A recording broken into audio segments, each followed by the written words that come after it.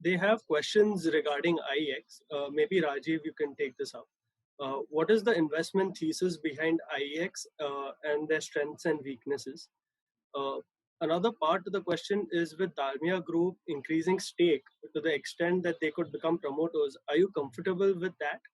And what are your thoughts on this sector being highly regulated? So I think anyone who's interested in the energy sector should probably check out a video or two of a person called Tony Seba on YouTube. Uh, it's very interesting in terms of the trends happening in the energy space. So the old model of energy was that you had these large energy generating utilities, people like NTPC and NHPC, who would sell the electricity to state electricity board or to distribution companies, and those in turn would sell to the uh, businesses and to residences and all that.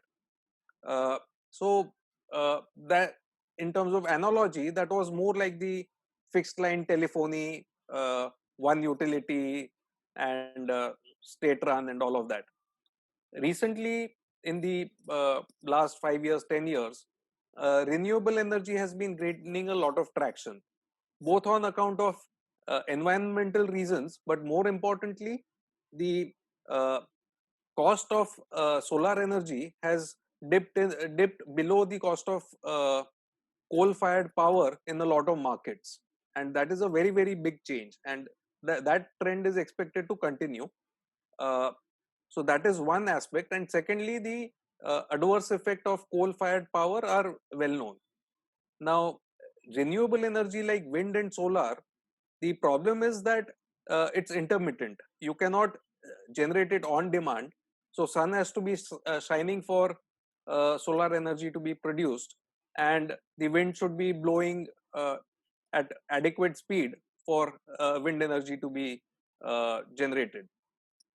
So because of this, the uh, power trading has become more prevalent. Also, the long-term power purchase agreement model is gradually breaking down, and increasingly, a lot of players uh, are wanting to buy power on the exchanges from the sellers.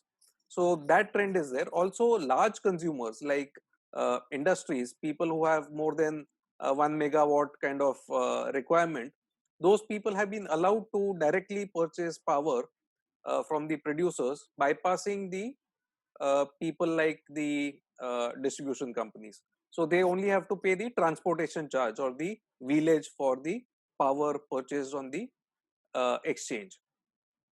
So given these trends, increasingly the volume is shifting from long-term agreements to the spot market, where you need to match the consumer and the producer, and that is the business case.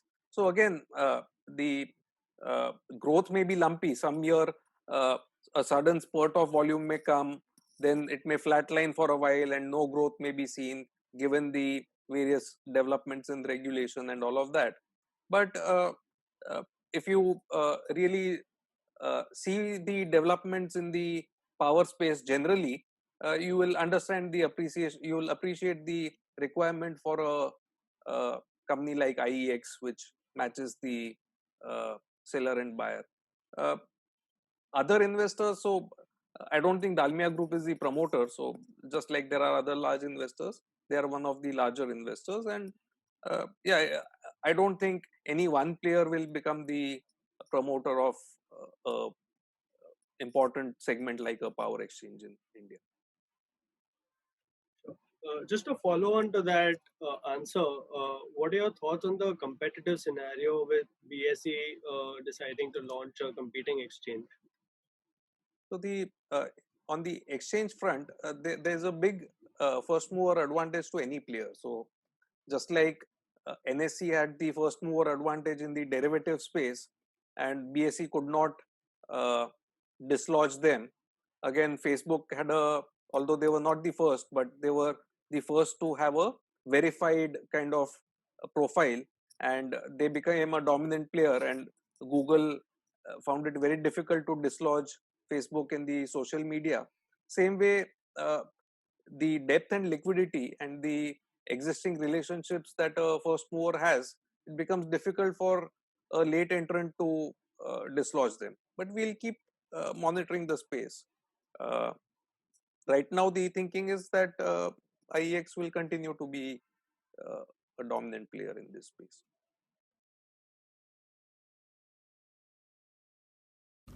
Mutual fund investments are subject to market risks. Read all scheme related documents carefully.